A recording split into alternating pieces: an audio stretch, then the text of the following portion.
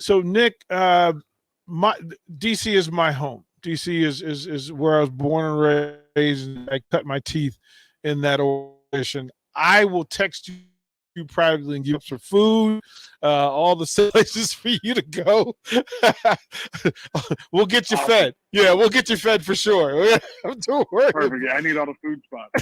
I was just about to say he's probably going to take you up on that one. Hey, I'm going to hook him up. And those are good folks. Jen King will be out there. Jen King's one of my people. She's, of course, in the backfield. Those are my folks. So we'll take care of you. What led to the move? Why the choice? And how did the Washington situation come into play? Yeah, they just they showed the most interest and gave me the most money. So I was really didn't have any other choice kind of thing. So it was nice to have go to a team that wanted me. So that's kind of how it happened. That's in division, in conference. You're familiar, right? So you're not going into strange territory, and you get to talk about it because you had to play against the group that was defined as Washington's best in that defensive line. That's an elite group. Let's talk about some of those teammates that you're going to, now you're going to get to practice against every day with guys like Deron Payne and Chase, et cetera. Yeah, John, those guys, they're a good group up front. They're good for me to go against in practice every day, day out. So they're good players. We play against them twice a year, and they're always a tough line or a tough game for us up front usually when we play them. Let's go back in history, because the first time we get folks on, I like to ask them about why they chose Nebraska. How did Nebraska become the choice for you? Yeah, so I think a big deal is when I got off the plane there, I don't know, it felt different. It just felt like home, and it's everything I always wanted but never had. Just Nebraska's so different, but I always kind of wanted that lifestyle. I thought it'd been cool to grow up there, but and Bill Pelini too. I just me and my family all liked him and the coaching staff and what they had, and they really struck my family off their feet when they came to for their visit with me, and that was a big thing of why I chose Nebraska. But yeah, just also the people and how great the tradition is in Nebraska football, especially as offensive linemen, and yeah, that's mainly it. Hey Nick, you mentioned Bo. I know when you were there was a coaching change. And you don't have to go into detail if you don't want to, but what was your decision? What led up to your what was the deciding factor for you during the coaching change that you thought it would be best that you just entered the NFL draft? I was just ready to get out of there, I think, and I just didn't want to go through another coach, and I didn't want to do all that. I didn't want to start over. I just thought I was ready.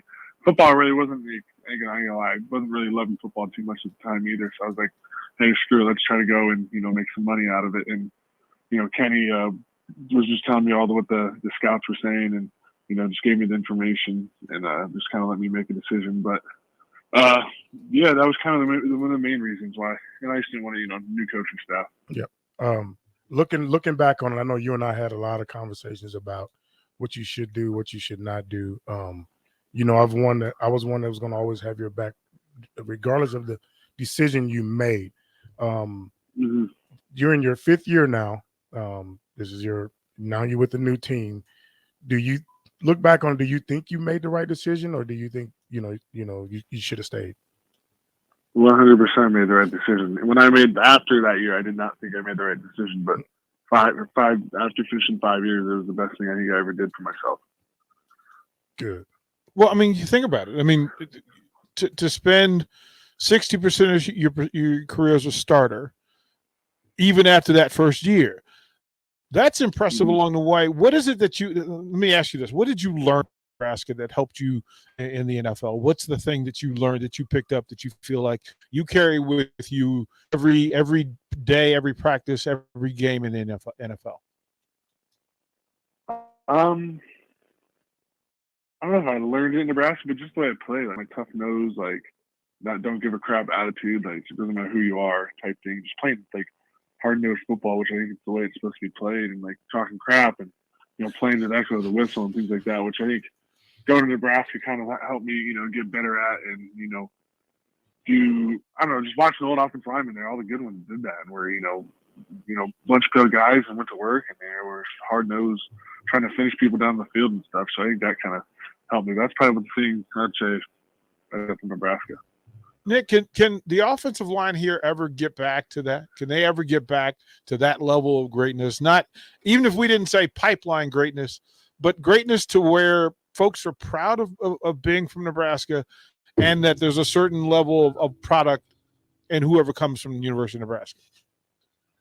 Yeah, I don't know. Even when I was there, we weren't very good. Like we had some good pieces. We never. I ain't gonna lie. We just didn't.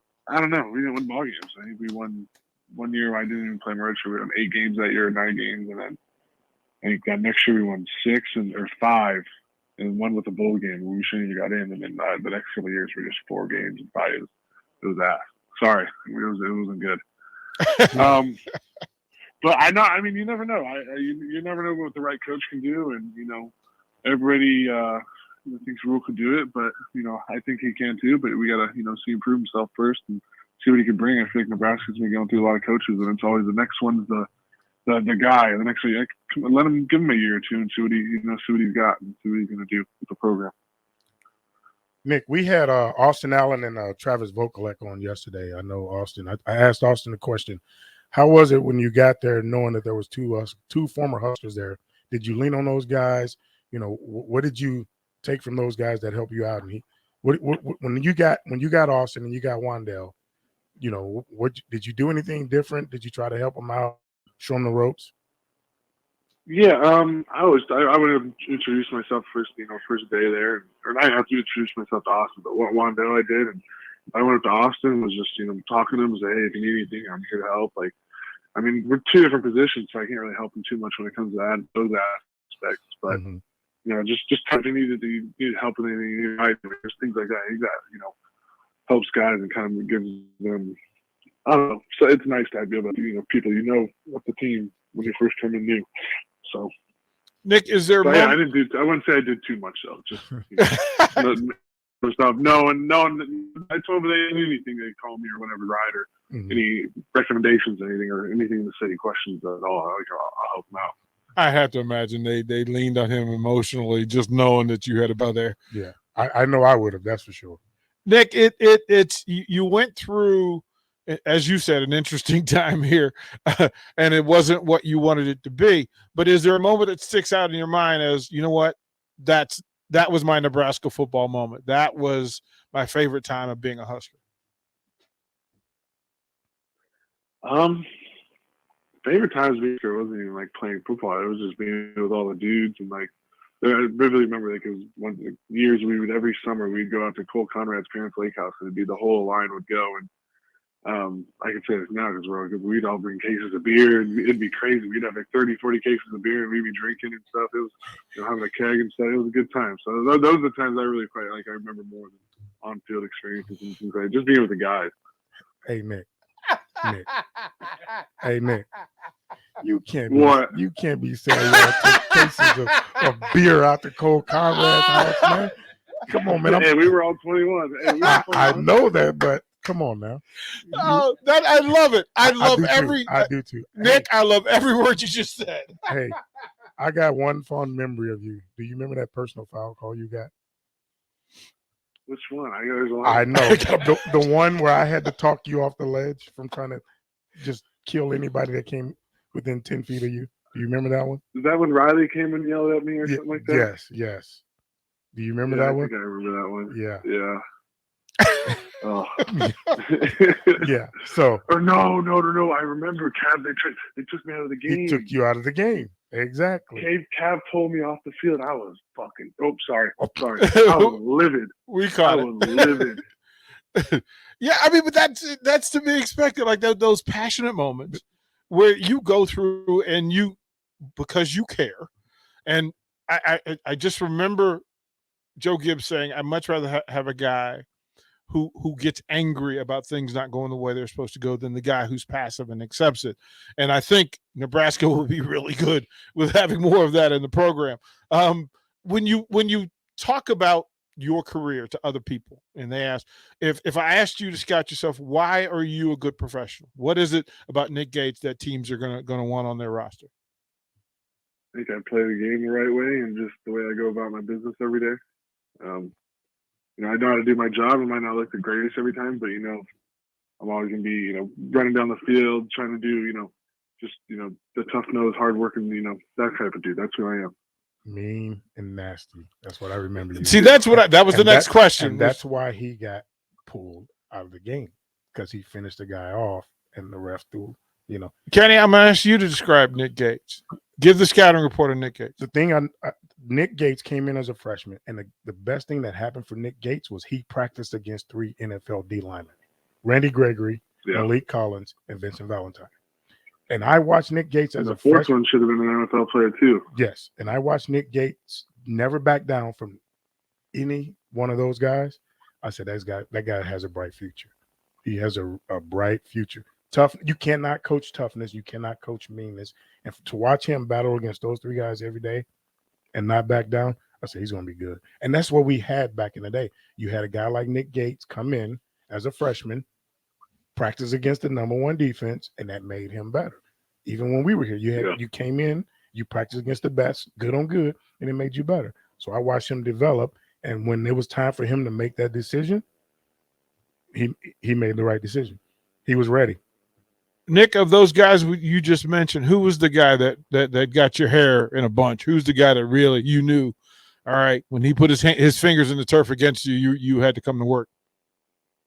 I had to block Malik Collins a lot, so I gotta say Malik. That man, I don't know, he's quick and fast. The way he moves, and he's just smooth. He's just super athletic and a big dude too. I think he weighs like 305 pounds. Moving the way he's doing is crazy. Mm-hmm. So he used to get the best of me. And then I remember vividly Zaire Anderson. He was a middle linebacker that played for us, and he came down and he would bring the hit sometimes. We were pulling around and stuff. But yeah, but definitely Malik Collins was the one that gave me the most trouble. So there's some days I wouldn't even be able to block him. We're with Nick Gates, Husker, and now with the Washington Commanders. And congratulations on that. Talking about those guys that are tough to line up against. In your years in the NFL, who's the toughest? Who's the best that you had to line up against in a game? Yeah, in a game, I gotta go with probably Fletcher Cox. I mean, Aaron Donald too, but he's good everywhere. Fletcher Cox is, even though he's just a good player. Every you don't know when he's gonna bring it or not. Like you never know what he can pull out of his bag and what he can do. He does everything so well. He can finesse. He has power. He's Fletcher Cox. Hey, you mentioned Aaron Donald. Remember me texting you when he tried to pull your card? He tried to punk you, and I said, "Nice job backing down from him." Remember that? Yeah, that's the that one. Yeah, that's the Nick Gates I know. Well, yes, sir. Well, that's a lot of that's reputation building as well, right? That why a team from within the NFC East would go and get somebody else's dude. So you better believe that there's some guys on that Washington front line that had good things to say about Nick Gates, and that's got to be impressive going in. What are your thoughts? I mean, a new quarterback in Washington, Sam Howell, you guys played 1 game. Heineke's gone, Wentz is gone, but they got a good running game. They got some running game and really good receivers. What's the expectation for you with this offense in Washington? Hopefully I come in and help the guys win some ball games is all I can do. You know what I mean? Go out there and do my job. And I haven't got to meet the guy. I mean, I've played against some of them, but I haven't got to meet the guys or get to know them. Or I don't even really know what the offense is there yet. So, but yeah, no, I hope just come in, I can help us win ball games. That's all I really can do. They got you. Where do you think they're going to put you? Center, guard, tackle? Which position you think they're going to put you in? Center. Center. I know you've played all 3 with the Giants, so that made your value go up. So right now they got you projected as a center. Yeah, that's what I'm thinking is going to happen. So that's what I like best. Center's, I think, my best position. Yep. Nick, Washington's in a different place because they just released their offensive line coach. Does that matter to you? Does it affect you at all? No, I've never. I've talked to him sometimes after games and stuff, but other than that, I didn't really have a relationship with him. So it's kind of nice for me. I get a new guy, I'm new there. He'll be new there. Like we'll be able to build a relationship together, which would be good. I think.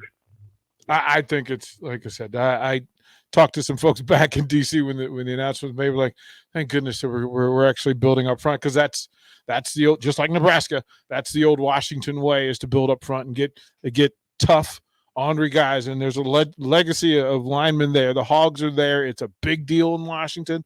Linemen probably get more pull and more pub in DC than they do any other NFL city. So they're waiting for you. They're going to be excited. And if you are exactly who you've been, they are going to love you. They may dub you with the Hog nickname.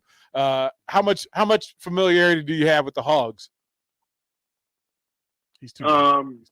No, but I'm giving him. I'm letting him know, when he gets to DC and they start calling him a hog, don't be mad. It's a compliment. Oh.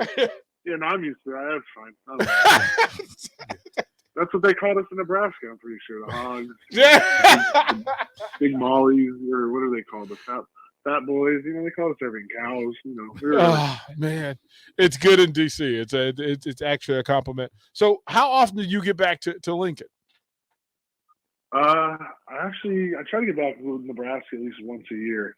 I don't know if I get back to Lincoln every year, but I was just in Omaha last weekend. I think it was. Yeah, last weekend.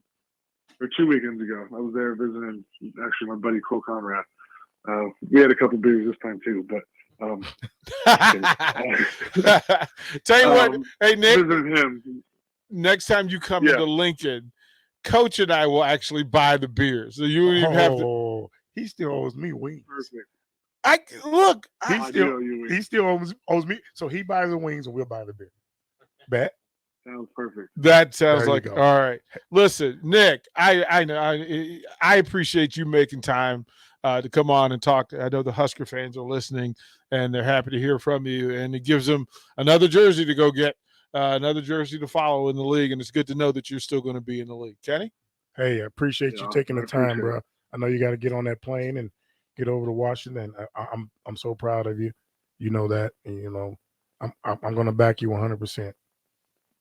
No, I appreciate that. Thank you. You've always been in my corner. So you always supported me. You always believed in me from day one. So I appreciate it. Yep. That's the good stuff. Nick Gates, thank you very much, kind sir. All right, guys. See you later. Thanks for having me on. Oh, good stuff, right? When you hear toughness being talked about, like that's the stuff that fans hope players are talking about and the verbiage that you hope that they use. But I think it gets lost sometimes. That it's not just talk. The people that thing actually matters too. Yes. Not just smoke and mirrors. You know what I mean? He was a guy. He was frustrated with the change, new staff, but he never let that deter his play on the field. Well, you don't let somebody else steal your joy, like the thing that works for you. And I always try to tell them, don't let anybody get you out of your square. If they get you out of your square, they got you.